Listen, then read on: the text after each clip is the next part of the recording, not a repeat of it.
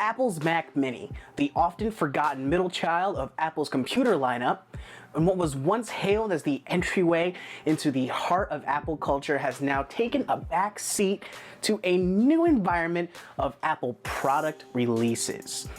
As we embark further into the year, I find myself asking, does the Mac Mini have a place in 2017?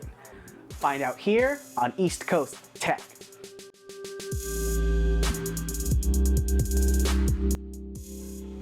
What's going on, guys? Andrew here, and I'd like to welcome you to the first episode of East Coast Tech Season 3.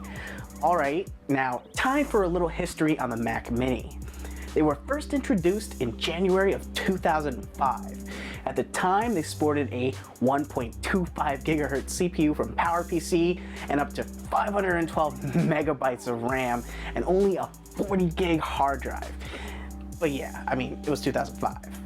The following year, Apple partnered with Intel and released a Core Solo variant of the Mac Mini, and they've pretty much stuck with Intel ever since, at least for their processors of choice. Now up to 2012, the Mac Mini was paired with like flat out dual cores at best, until the late 2012 edition, which brought processors with hyper-threading. At this point, Apple had affordable and powerful computers at the entry-level price point, and the fee into Apple culture was significantly discounted. Now, as you can all guess, what I bought in 2013 was a late 2012 Mac Mini. That's right, I bought myself a Mac Mini spec'd out with an i7 quad-core chip with hyper-threading, so 4 cores, 8 threads. Now, at the time, I wasn't really well versed in computer hardware as I am today, and opting into the whole i7 is better than i5 thing, you know, yada yada yada, but in the end, it did end up being a really great purchase, and it's held its own in computing power for the last 4 years. So let me break down the specs. This model sports an Ivy Bridge quad-core i7 processor clocked at 2.3 gigahertz with 8 gigabytes of DDR3 memory at 1600 megahertz and a terabyte hard drive. Fun fact about this model, it actually has room for a second 2.5-inch drive. All third-party stuff, of course, but it can be done. And because I love my Mac, I put a 240 gig SSD in there as the boot drive. As for the latest model of Mac Minis, which was released in late 2014, it comes with a Haswell Core i7 dual core with hyper-threading, 16 gigs of RAM, and they're soldered to the board and can't be upgraded later. And there's no more room for 2 drives. Okay, so apparently mistakes were made, but you can still get the 2012 version on eBay and stuff. So how does my Mac Mini compare to my current KB Lake build with the 7700K? Well, it's no wonder that the 7700K trounces the Mac Mini's 3615QM processor at just about everything. In Cinebench, our 7700K scores a 990 in the multi-core benchmark versus the 550 score netted by the Mac Mini. The 3D Mark 06 CPU tests show us slightly less skewed results, with a 7700K coming in at 77 as opposed to the 57 score from the Mac Mini.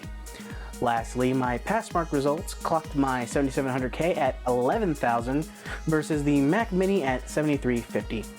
So, on average, the Mac Mini is about 30% less powerful than a desktop.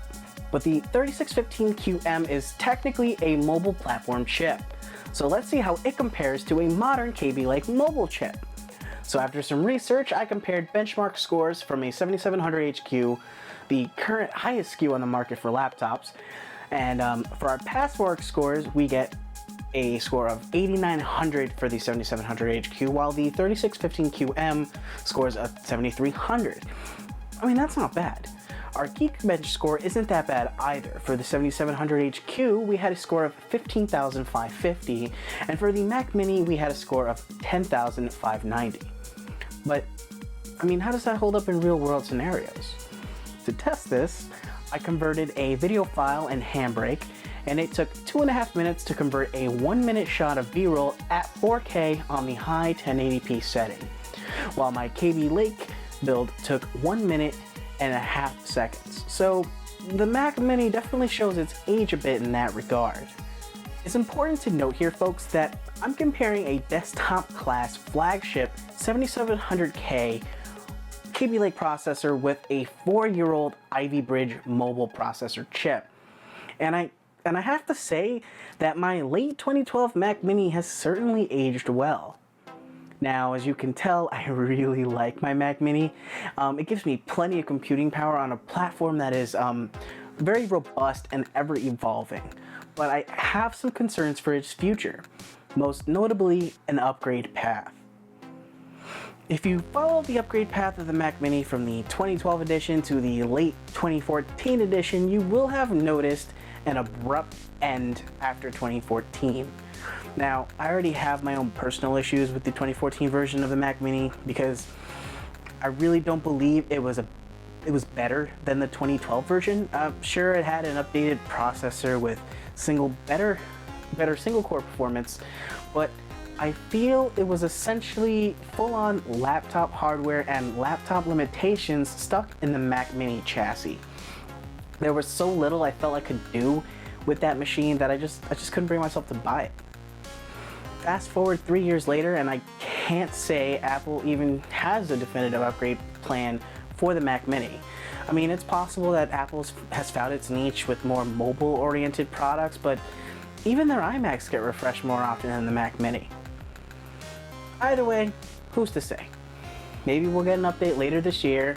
I know it would be warmly welcomed. Or maybe they're planning on removing the product line completely. I mean, they did end their Thunderbolt display division, so maybe the Mac Mini will be put down in a similar fashion. I guess only time will tell. Thanks for watching, guys. If you liked this video, hit that like button. If you hated it, dislike it. Get subscribed. If you want to purchase any of the products discussed in this video, there will be links in the video description. Again, this was Andrew with East Coast Tech, and I'll see you next time.